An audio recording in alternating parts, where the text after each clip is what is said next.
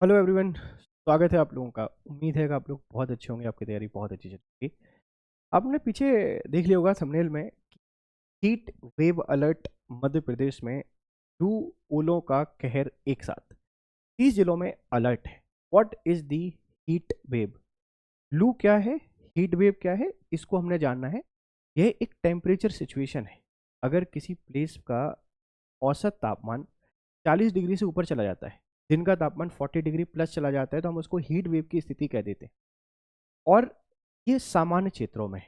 अगर पहाड़ी एरिया में 30 डिग्री से ऊपर चला जाता है तो हीट हीट वेव कहलाने लगता है, लू कहलाने लगता है देसी भाषा में। ये पश्चिम से आने वाली गर्म हवाएं हैं, और इन हवाओं के कारण बहुत नेगेटिव प्रभाव हमको देखने को मिलते हैं। क्या होता है ये सब कुछ जानेंगे, लेकिन पहले जो खबर हम आपको बताने आए हैं एमपी के कॉन्टेक्स्ट में, उसको देखते हैं कि एमपी क्या कह रहा है। बच्चे आप एक बार खबर को देखिए। खबर को जब भी आप लोग देखेंगे तो आपको यहाँ पे समझ में आएगा, भोपाल, रतलाम, शिवपुरी में स्कूलों का समय बदला।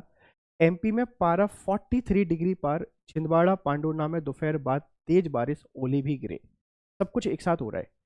एक तरफ हमको बहुत ज़्यादा टेम्परेचर देखने को मिलता है। आज मैं ही सुबह घर से निकला तो अब दोबारा निकलने का मन ही नहीं।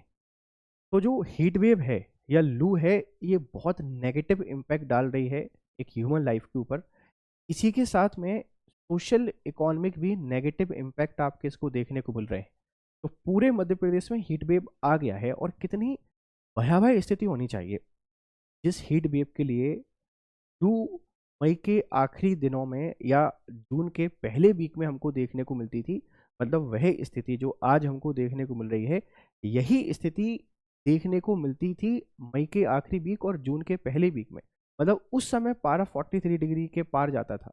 अभी हम अप्रैल में हैं, मई में एंटर भी नहीं किए, और यहाँ स्थिति इतनी भयावह है। खबर को देख लीजिए कि मध्य प्रदेश के बहुत सारे जिले हैं। जैसे ये छिंदवाड़ा की तस्वीर आपको दिखाई दे रही है, यहाँ बहुत तेज बारिश हुई, बहुत ज़्यादा ओले गिरे। और अगर मैं आपसे बात करूँ तो मध्य प्रदेश में तेज, कहीं तेज गर्मी तो कहीं बारिश का दौर चल रहा है। मौसम विभाग ने बुधवार को जबलपुर, ग्वालियर समेत 30 जिलों में लू का अलर्ट जारी किया है। लू का अलर्ट। उधर गर्मी के चलते भोपाल, रतलाम, शिवपुरी में सभी स्कूलों का समय बदल दिया गया है। और छिंदवाड़ा, पांडुर्ना में दोपहर के बाद भयंकर बारिश यहाँ पर हुई है, ध्यान रखिएगा। तो प्रदेश के जो 30 जिले हैं, ग्वालियर, जबलपुर संभाग के जिलों की हम लोग बात करें, तो यहाँ हमको बहुत ज़्यादा गर्मी देखने को मिल रही है। अशोकनगर, गुना, रतलाम, मंदसौर, नीमच हीट वेव का ऑरेंज अलर्ट है। Orange alert. ग्वालियर, शिवपुरी, मुरैना, भिंड, ठीक है, निवाड़ी, टीकमगढ़, छतरपुर, पन्ना, सतना, सागर, दमोह, जबलपुर, सिवनी, नरसिंहपुर, छिंदवाड़ा, पांडुर्ना, रायसेन, इनमें लू का येलो अलर्ट है। तो ऑरेंज अलर्ट बेटा इस वाले बेल्ट में अशोकनगर, गुना, रतलाम, मंदसौर, नीमच, यहाँ पे ऑरेंज अलर्ट है। और यहाँ आप लोग देखेंगे येलो अलर्ट है।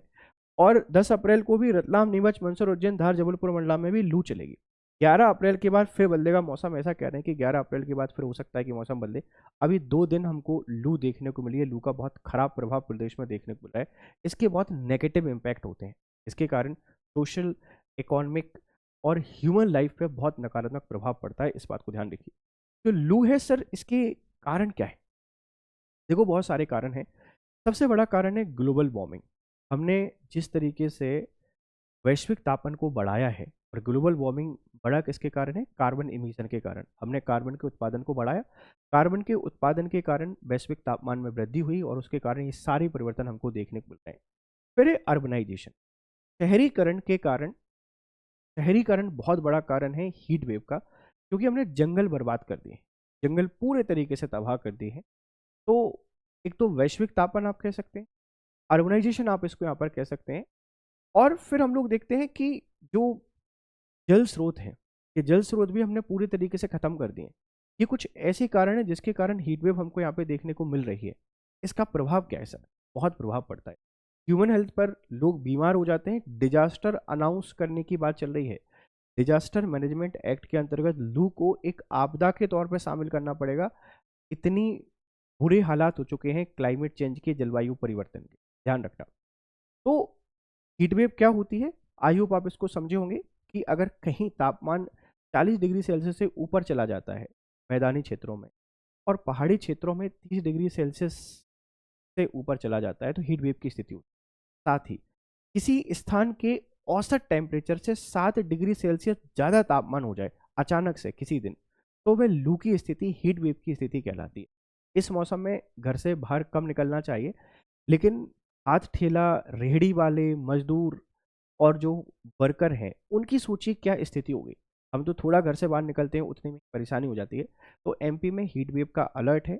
आप जहाँ भी हैं, जैसे भी हैं, जो भी कर रहे हैं, सुरक्षित रखिए। आम पन्ना पी सकते हैं। आप जितना हो सकता है उतना ग्लूकोज इनटेक को बढ़ा दीजिए, पानी को बढ़ा दीजिए। बहुत ज़्यादा एसी से धूप में और धूप से एसी में नहीं आए, बहुत ज़्यादा ठंडा और गर्म पानी नहीं पिएं।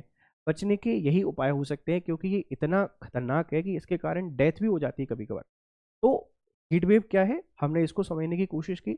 एमपी में इसका प्रभाव कहाँ है, हमने ये भी आपको बता दिया है। और ये हुई होती क्यों है और इसके क्या कारण है, कैसे इससे बचा जा सकता है, एक आपदा के तौर पर हम इसको देख रहे हैं। तो उम्मीद है ये डिस्कशन आपको पसंद आ रहे होंगे। अगर ये चीज़ें आपको पसंद आ रही हैं, प्लीज़ अपने वैल्यूएबल फीडबैक हमको ज़रूर दें।